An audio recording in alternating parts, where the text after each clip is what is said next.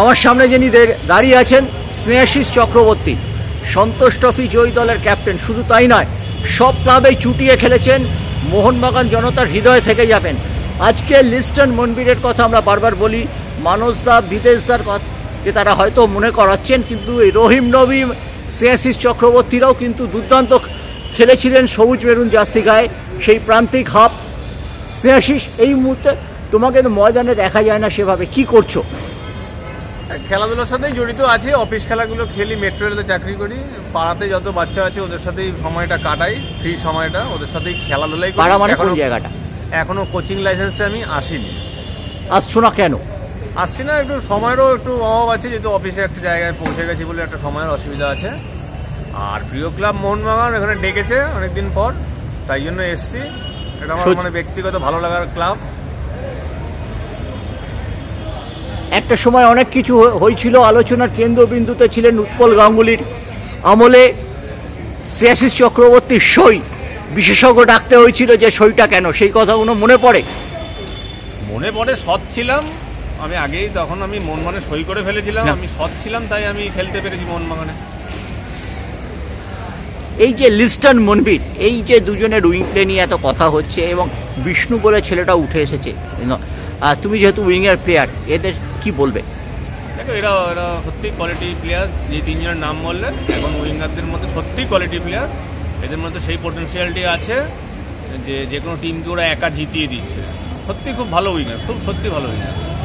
ওদের একটা জিনিস বলেছে যে লিস্টন একটু পায়ে বসি বল রাখে, হয়তো এটা প্লেয়ারদের খেলতে খেলতে হয়ে যায় যাদের বল। অ্যাকচুয়ালি উইঙ্গার হিসেবে বলি যে এদের ক্রসিং পাওয়ারটা আরো বেশি বাড়াতে হবে। একটা উইঙ্গারের কাজ হচ্ছে সব থেকে বেশি বল সাপ্লাই করা, যেটা আমাদের সময় হতো কি আমরা ক্রসিংটা একটু স্ট্রং ছিলাম।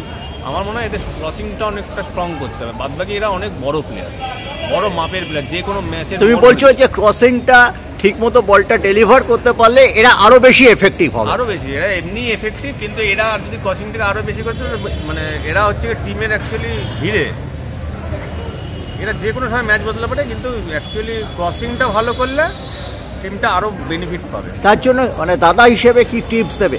হয়তো ওরা এইটা দাদা হিসেবে কি, ওরা এখন এই প্রজন্মের প্লেয়ার, কোচরাই ওকে টিপস দেবে, কোচরা নিশ্চয়ই দিচ্ছে, কিন্তু সবার তো সব ধরনের কিছু সব কিছু থাকে না, কিন্তু ওরা একটা প্যাকেজ ফুটবলার। এই তিনজন যেজনের নাম বললেন, এরা একটা প্যাকেজ ফুটবলার। কি মনে হচ্ছে মোহনবাগান কালকে পয়েন্ট নষ্ট করেছে, সমর্থকরা একটু হতাশ, যদিও লিগের মগডালেই আছে মোহনবাগান, 36 পয়েন্টে পৌঁছে গেছে, লিগ শিল্ড চ্যাম্পিয়ন, মানে 2 পর্বের শেষে শীর্ষে থাকার কতটা সম্ভাবনা? দেখুন, এখনো লিগে তো আরো 9টা ম্যাচ বাকি, হাফ লুডুর খেলা আছে। এতে এত বড় লিগে একটা হার একটা ড্র এগুলো থাকবেই। এগুলো টিমকে ফোকাস থাকতে হবে যে পরের ম্যাচগুলোর জন্য। আশা করি মোহনবাগান লিগ শিল্ড জিতবে। মেন চ্যালেঞ্জার কে, এফসি গোয়া নাকি বেঙ্গালুরু এফসি? কি সবাই চ্যালেঞ্জার, নাকি জামশেদপুর? সবাই চ্যালেঞ্জার, কারণ মোহনবাগানের প্রতিপক্ষ সবাই, এখন সবাই মোহনবাগানে পয়েন্ট কাটতে চাই।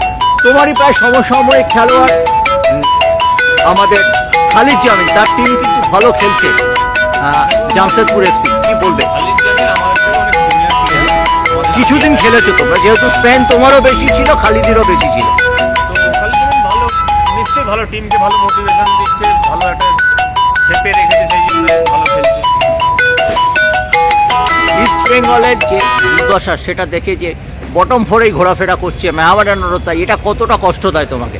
অবশ্যই, আমি তো প্রথম বড় ক্লাব ইস্ট বেঙ্গল, আমার এগুলো তো কষ্ট লাগারই কথা, যে কোনো বাঙালিরই কষ্ট লাগছে। মোহনবাগান দর্শকরাও কিন্তু যতই এরা সমালোচনা করুক, এরাও একসময় হয় যে আমাদের কলকাতার টিমরা জানি ওপর লেভেলে দিয়ে লড়াই হোক, কারণ আমাদের এই 3টে বড় ক্লাবকে নিয়েই কিন্তু যত সমস্ত আশা আকাঙ্ক্ষা, এরা যদি ওপর দিকে লড়াই করে অ্যাকচুয়ালি আমার ভালো লাগবে। অনেক ধন্যবাদ।